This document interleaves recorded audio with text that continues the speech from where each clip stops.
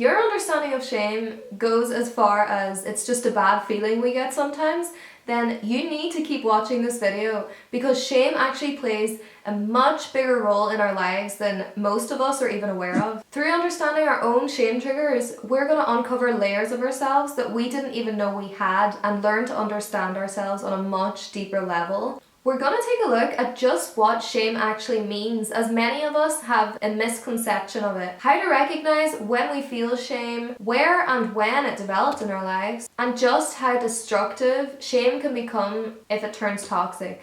Through my training to be a life coach, I kind of stumbled upon shame and didn't really know much about it. And as I looked into it and started to research it a bit more, I was actually taken aback at how prevalent shame is and how many of us have problems where the root cause is actually toxic shame, and we aren't aware of this. I read a lot of Brené Brown's books. She's actually a shame researcher. If there's anybody who knows the ins and outs of shame, it is her. So I'm basing this video on a lot of the information that I gathered from her research and her books. So let's get into this. In an ideal world, people will be able to recognize their shame and their shame triggers just as easy as they can recognize happiness and sadness. You know what makes you happy, you know what type of things make you sad. Do you know what makes you feel shameful, or does that feeling just overcome you and you go into panic mode and don't know how to react to it? So my goal here is to teach you how to spot your shame triggers, teach you how to deal with them, to understand them better, and understand how you developed associations with certain things that caused you to feel shame in situations. So what actually is shame? Many people confuse guilt with shame, and there's a distinctive difference between the two. So if you feel guilty about something, you know that you did something bad, but you don't associate yourself as being bad because of it. A certain amount of guilt can be a positive thing because it teaches us right from wrong and to learn from our mistakes. However, in the case of shame, when we do something bad, it's not just we did something bad, it's we are bad because we did that thing. So instead of really just seeing it as a lesson and moving on with it, we have now associated ourselves with being bad because of something we did. Shame is when we negatively judge ourselves if we feel that we haven't lived up to standards that we have set for ourselves or somebody else has set for us. Shame really has a way of taking over us and making us feel completely helpless, and we often don't know how to deal with it, so we either push it aside, bury it until it pops up again in a situation, or in very rare cases we'll actually talk to somebody about it, which is probably the best thing you can do. However, also the hardest thing to do, because we're afraid of further judgment, and often people won't react in a way that's going to help us overcome the shame. You're probably wondering how shame actually develops. Shame develops when we are repeatedly told not that we did bad, but that we are bad. Repeated shaming as a child will for sure become a shame trigger later on in life. Let me give you an example. So little Timmy is 7 years old and he has a cup of juice in his hand and he accidentally spills it all over the floor. Timmy's mom is in the room and she comes over and she says, "Oh, it's okay, you know, accidents happen, just help me clean it up, it's not a big deal." Okay? So that would be a healthy way to deal with an incident. However, in a case where Timmy's mom inflicts shame on him, it would look a little bit more like this. So Timmy spills the juice, mom comes over and she is like, "Oh my gosh, I can't believe you just did that. You're so clumsy, you're stupid. Don't bother helping me clean it up. I'll do it myself. I'm always cleaning up after you anyway. You're so clumsy." So do you see the difference between the two?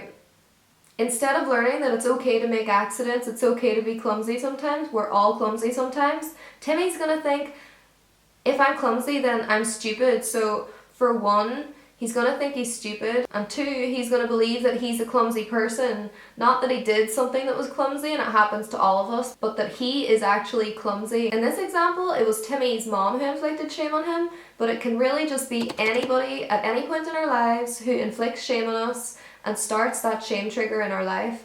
So this could be a boss, a teacher, a parent, a sibling, you name it. The very first step to overcoming your shame triggers are recognizing what they actually are. And to figure out what your shame triggers are, all you have to ask yourself is, what do I want to be perceived as?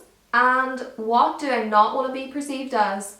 So for example, I might say, I want to be perceived as successful. I don't want to be perceived as a failure. And because these are my shame triggers, if I'm in a situation and I feel like someone is assuming that I'm a failure or making me feel like I'm a failure, I'm going to react in some kind of way and it's not going to be pretty. The next thing is actually recognizing when and where these expectations came from. It doesn't necessarily have to be a person who's imposing these beliefs on us. Look at society itself. I mean, what is society's image of beauty right now? You know, what do we see in the shops when we go and buy makeup? What do we see on Instagram? All of these things come together to build our shame triggers. And it's different for each of us, but many of us share the same shame triggers and we're too afraid to put it out there and talk about it, so we feel isolated and really we're all sitting there feeling the same way about certain things. I mean, body image is a massive thing for women, yet we're too ashamed about our bodies to actually put it out there and talk about it and recognize that so many people are feeling the same way. Luckily, it's slowly changing now, but I feel like our society still has a long way to go with this. So anyway, back to the point. So in my example, maybe it was my parents that made me feel like I'm not appreciated unless I'm doing the best in everything I do. Not my best, but the best. So if I'm not the best, then I'm not appreciated or I'm stupid. For everybody it's going to be different, but try to really think back and recognize where your expectations actually came from. I know it can be quite daunting to take out the magnifying glass and really look at your behaviours and to really see where these behaviours developed. And the next point I'm going to make could be a wake-up call for some of us, because I think a lot of us are actually very guilty of this, but we're just not aware that we're doing it. So tell me, do you project the expectations that you set in yourself on other people as well? I could say, because I do not want to be perceived as a failure, if I see somebody who's failed at something, I'm judging them as not being worthy of being appreciated and being stupid, which is a very harsh judgment to make.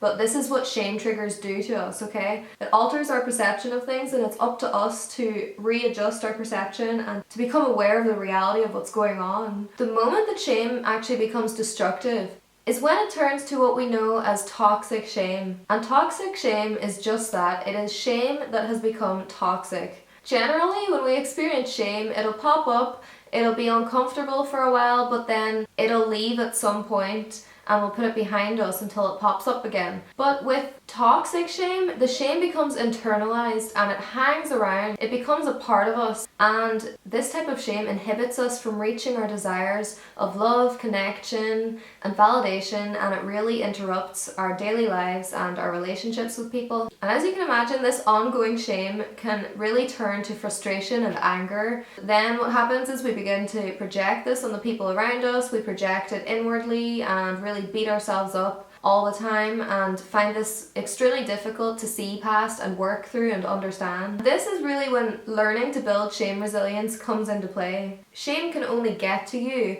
when you feel like you're alone. So my number one piece of advice after you've done all these things is find yourself a person to talk to whenever you go through a shameful experience, right? So you can just vent to them, and this needs to be someone who's really understanding, who's empathetic, and who you really trust with your feelings. Someone you know won't pass a lot of judgment on you, okay? The key to beating shame is empathy.